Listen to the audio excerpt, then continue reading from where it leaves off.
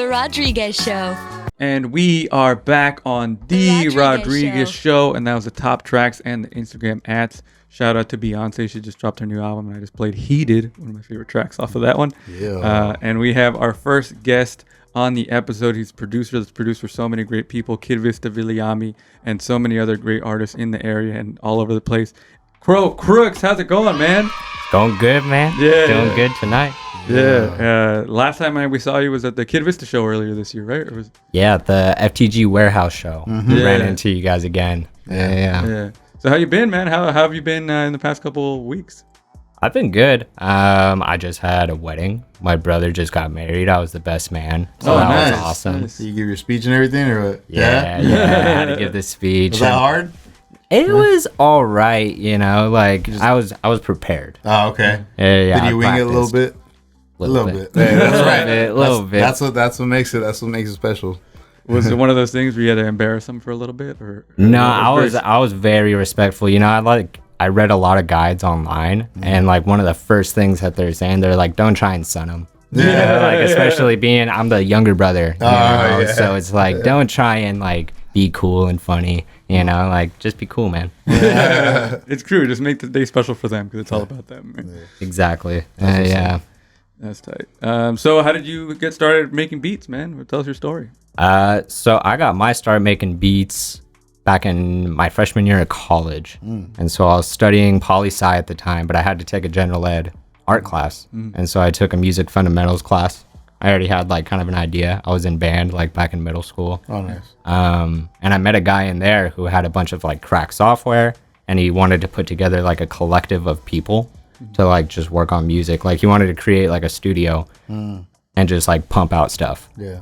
And so he pretty much taught me everything. Whoa. Nice. Yeah, he gave me like a crash course for like 6 months. He had his own space. Yeah. And so like I was just going over there a few times a week for probably like 6 months. Nice. And then like eventually he just kind of like went his own way. He's doing his own thing now.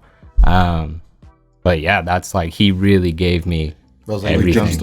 That was the jump start. How long ago was that? That was like 4 or 5 years ago now. Oh, okay. That was when I was like 17. Yeah. Oh, okay. Damn, so you're 22 right now? 22 right now. Wow, you're making a lot of good things for being so young. Oh, thank you. Yeah, thank you. Yeah, you're putting in work, man, and I see you doing that. A lot of hours. Yeah, a lot of hours. So you started making, so you learned how to do that, and then how did you actually start like working with artists and like, putting your stuff out there? So that was actually that was like serendipitous, really. Like I had a friend named Anthony, and so me and him are just homies from like high school through mutual friends, and he is childhood friends with Trey Hendricks. Oh, okay. Local rapper, and he introduced me to Andy Acosta, which he just like records for a bunch of people in the area. And he just heard a couple of my beats, really liked what I was doing. He liked my work ethic too, like how quick I was. And so it kind of just went from there. Like he started sending me a lot of artists and was like, hey, like I can't really make hip hop beats. I'm gonna just ship them off to you. Like you seem like you know what you're doing. Like here, have these artists. Wow. That's cool that you got that opportunity just to like. Hey, shout out to Andy, man. Yeah. Shout out Andy for real. Yeah. He holds it down, dude. He does hella work too. So that's what's up. So now, like you said, he likes how fast you work. So what's the workflow like now that you've been doing it for a while? It's pretty quick. I like to keep it quick just because so artists don't get bored, because like the way that I like to work is I like inviting people over to my little home setup. I got some like monitors and like all that. And I'll kind of see where they're at, and I'll work on the spot. And so it's like I try to catch them, I saw Kenny Beats had like a video where he was kind of explaining his process as well. And it's really all about like kind of catching someone where they're at and like being able to work fast enough to like kind of like get it out of them a little bit. Yeah, so, like put them in the zone where they're going to be like, they can just freely just release their, or like whatever, their emotions, whatever it may be, into a song or whatever they want to create. That's tight. Do you always get there with an artist, or is it like, does it take a while sometimes? It takes time, like you have to build camaraderie with the artist. Like I'm a big believer in that. Like it doesn't just have to be business all the time. Like hey, show up. All right, here's a beat. All right, now like how you feeling? right? Yeah, exactly. It feels so bland. Yeah. It feels cold to me, like just having like a bunch of pre-made stuff. And like sometimes that works out. Like sometimes people like just having like, here's a bunch of options to lay out for you. But I think people really appreciate the custom. Yeah. You know, like when it's like, this is yours. Yeah. No one else is going to have this. No one else has even heard this. Like you were here with me. And so I think that's a little bit of, it's part of my brand. Right. Is really what it is. That's cool. That's tight. So why hip hop? How did you fall into like making hip hop beats or like, I guess generally the artists you work with are hip hop artists, but like how did that happen?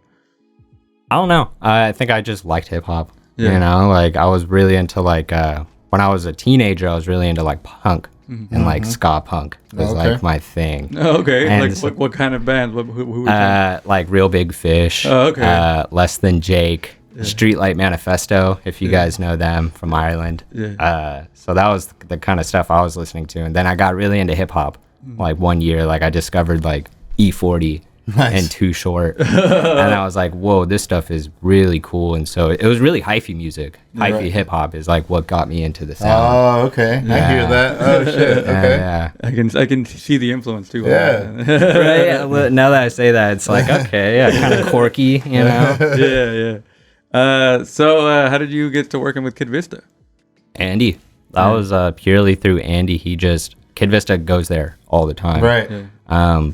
Probably at least twice a month, usually more like 4 times a month. And so it's like I would just see him. And so eventually like it was just like, hey man, let's work together. Like we both work so fast. So when it's we get together, I can send to him, we can make like 4 beats in like a session. And then the next session that he books with Andy, he has them all recorded. Nice. He's quick with it. He's quick. Yeah, it's cool. It's cool working with someone like that. Yeah, we recorded an interview with the next guest we have, and he said like it's not just to have the talent, but it's like to have the work ethic to back it up. And that's somebody that when I think of like when he said that to me, I was like, that's Kid Vista right there too. It's like he's a talented guy, but he's also constantly working, trying to get that stuff done. You know. Yeah. I agree. Yeah. And you guys have a project coming out together, right? We do. Yeah, tell us Feast or about Famine. that. Yeah, so the concept of the album is, the title is Feast or Famine, obviously. But it's pretty much to mean like the music industry is feast or famine. You're either doing really, really well or you're doing terrible, you know? And so we used to say this like all the time. And whenever you say that quote to an artist, they always say like, oh, so true. Yeah, you know, like it always just really resonates with them. It's really like, that would be great for an album. And so that's kind of the concept is it starts off famine. And so it's kind of like darker, like we're struggling, like I need to make money.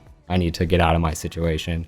And then it sort of starts to go to like more uplifting, the feast, you know, like let's go. It's the kind of stuff that like you'll play in your car, you know, like Bands Up is going to be on the feast sides. It's like more of the party side of the record. Yeah.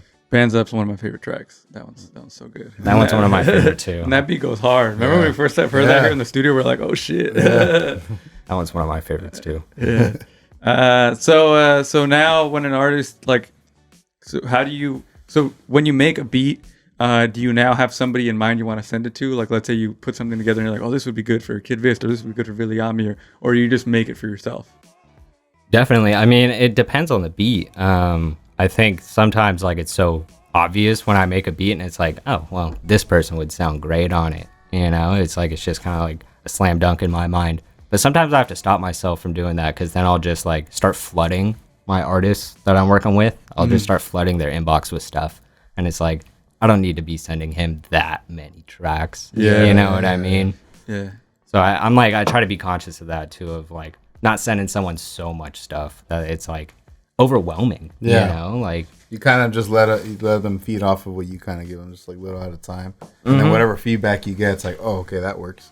And then you might send them another one, you know? exactly. Yeah. tight. Small batches. Small I batches. fuck with that. Are you comfortable in the position you're at right now, where you're working for like other artists, where you're making beats for Kid Vista, or do you want to do? And this is probably a bad example of like a DJ Khaled thing, where you're like, hey, I put all these songs together. Is that something you're looking to in the future? I don't know about so much like a DJ Khaled sort of thing, because he's so like in the front of the public. Oh, yeah, you know what I mean? Like Yeah. on every track, like you know it's a Khaled track. Yeah, when yeah, you yeah. hear just DJ. You know? So I would want I want to be more involved in the recording aspect. So eventually I want to have like my own recording studio. So like people come to me, I can make them a beat on the spot, I record it for them, and then maybe we just send it off to like a mastering engineer Gotcha. Yeah, and like a mixing engineer. And then that's it. Yeah. Like I could be like more than 60% of the track will be done with just me is kind of where like I want to get eventually. Gotcha. Well, that's even good too, because I mean, saying 60% of it, it's like, in a way, it's like you're composing it too. You know, like you're really in there. Like, and I can, from what I'm hearing, it's like you're really into like, okay, well, this could work or this doesn't work, or you know, you put your input at least, and you kind of bounce off with the artists that you work with. Definitely. Yeah, that's really cool. And there's a lot of versatility in that. I mean, even the 4 songs you sent me, they're just so different in their vibes. And the fact that you produce all of them is really impressive because it's so different. Thank you. We're gonna play like 4 other tracks, 4 tracks that you produce, so people can get a taste of what you do. But I do want to say Vietnamese Coffee was a standout on that one. I love that. Oh, yeah. They were all Brandon great, Wynn. but that one was like it's just so quirky, like you said. Yeah, it has its own charm. And Brandon Wynn, he was so good. Like Yeah. he gave such a good vocal performance. That song's actually funny because that song started as a joke. Oh, Yeah. for real? He just had that like in his notes app, and it's because the chorus of the song says, "I like my women how I like my coffee." Yeah. Vietnamese, you know. So and he's like a Vietnamese guy, so he's like, "Shout out to all my Vietnamese women out there." And like I was like, "Nah, man, like that's good," and like the melody is so like cute and like Yeah. catchy, and I was like, "We got to make a song out of that. Nice. Like, let's do something." That's how I felt listening to it. I was like, oh, this guy. It started out like it just is fun, you know, and it's so like charming. So is there anybody in the scene in Southern California that you're like, I want to work with this person like soon?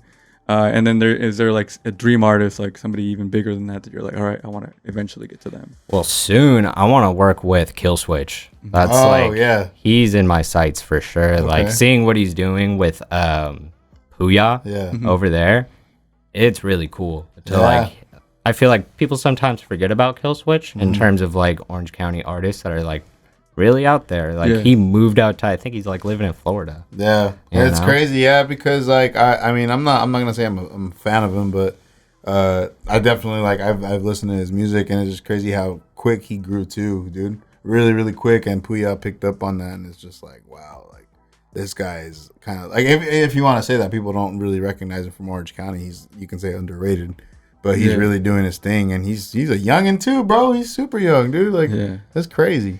I just feel like it's good that like the technology is so good that even Yeah. the younger people, like I'm 30, so like you being almost 10 years younger than me, it's cool that you have all the access to stuff like this now, you know.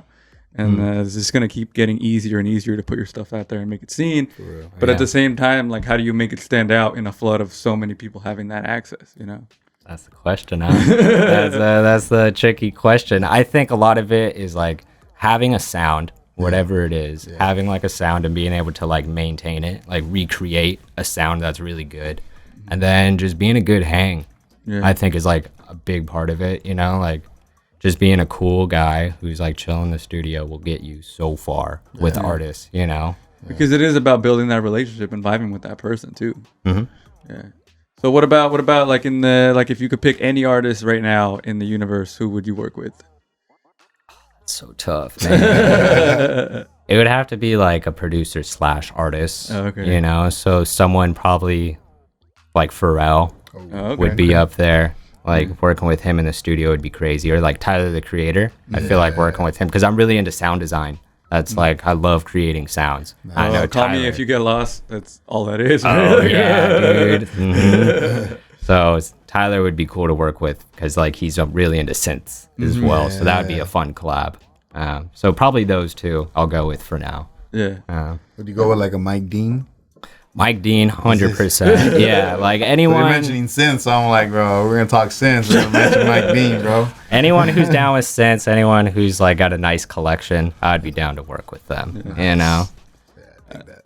So switching gears a little bit, I did see on one of the links in your bio that you have a project called Low Fat. Can you tell us about that?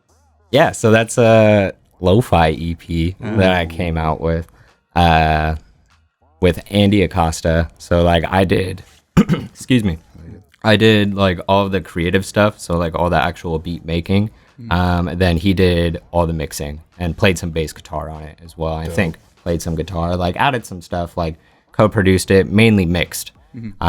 So that's why it sounds so fat. Yeah, So that's why that's why it's low fat. low fat. Yeah, we're like, let's have like lo-fi aesthetic, but then try and make it like hi-fi at the same time. Like make it like really big bass. You can feel the kick, you know, whereas like in lo-fi typically you wouldn't. Yeah. And so it was just a fun collab. Like we had this thing going for a few months called Lo-Fi Sundays, Oh, shit. where we just met up every Sunday and we just worked on lo-fi music. Nice. And so that's how we started our day. That's So badass. cool because it's like you exercise those muscles and it's still productive and fun to do it at the same time. Exactly. Yeah. Like we were just kind of hanging. It was just kind of hanging with the buds, also making music. I also learned a lot about mixing, you know, because just like watching, I would bounce it out from my computer and then I'm just able to look over his shoulder exactly what my mistakes are. Yeah. Yeah. Pretty much Wow. how he would go about fixing them, making it sound better.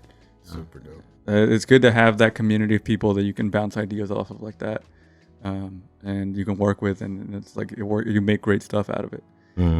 So I think you've already answered this, but I did want to ask, like, your career path that you're trying to take, is it always going to be music? Do you want to keep making beats, and then you said you want to make your own studio? Is that the ultimate goal? Is to have it all there?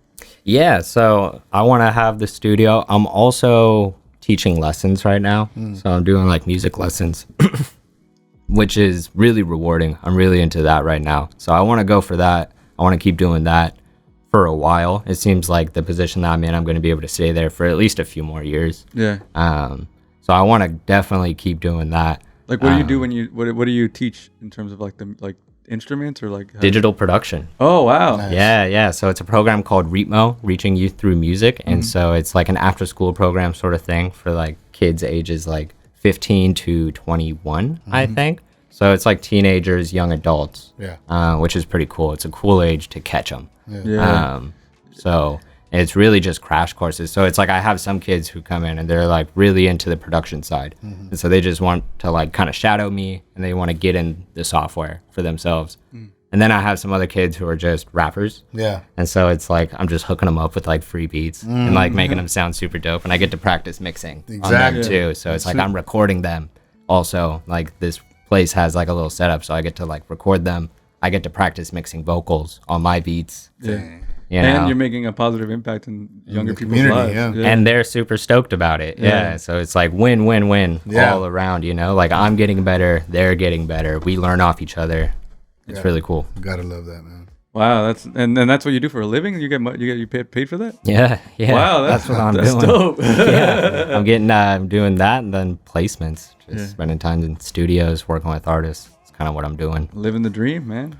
Trying. Busy, dude. Tired all the time. So what do you have planned next? What do you goals for this year? Goals for this year. For sure finish this Kid Vista project. We wanted to already have it out. Yeah. But right now we're setting our sights on October, which I think is very doable. Yeah. We're already right there at the end of it. I just want to keep on doing what I'm doing. Keep on getting placements, keep on making good music that like I can be proud of is really what it is. Yeah. I mean, you're already in a great place, and you can hear that the quality of your music when I hear a beat that's produced by you. So thank you for being here. And before we let you go, we have a segment called 60 Seconds With. Oh no. This is a speed round. Are you ready for this? All right. All right. Favorite cartoon character? Jimmy Neutron. Favorite song right now? Oh god. Girls by Justice Bennett. One word to describe you when you were a kid. Shy. Do you have a hidden talent? Really cool bartender. Indica, sativa, or hybrid? Sativa. What's your go-to drink? Ooh, whiskey sour. Netflix, Hulu, or HBO? Netflix. Name of your best friend in high school. Ooh, Davis Carpenter. First song you illegally downloaded. Big Spender, A$AP Rocky. First CD you ever bought. Tribe Called Quest, Low End Theory. Oh, classic. Favorite movie. I'm choking on this one. Skip. Favorite non-hip hop genre. Right now, house. Early 2000s hip hop or early 2010s hip hop. Early 2000s. Spotify, Apple Music, or Tidal. Title. And favorite thing about hip hop. Competitiveness. And that was 60 seconds with CroCooks on the Rodriguez Show. Thank you for hanging out with us, man. That's dope. Thanks for having me, man. Yeah, your story is really inspirational, and to see somebody that's already, you know, in a position where they're living out their dream, that's cool and inspirational too, man. Thank you. Yeah. Thank you. That means a lot. They can follow you on Instagram at CroCooks. That's CroCooks. Cooks, CroCooks, and you can see it on the screen as well. And yeah, man, thanks again. We're gonna play a few of the tracks you produced so people can get a taste. And if you're an artist out there listening and you want to work with him, reach out to him. He's very accessible, and make it happen for yourself because it's quality work. All right, we'll be back with more on the Rodriguez Show.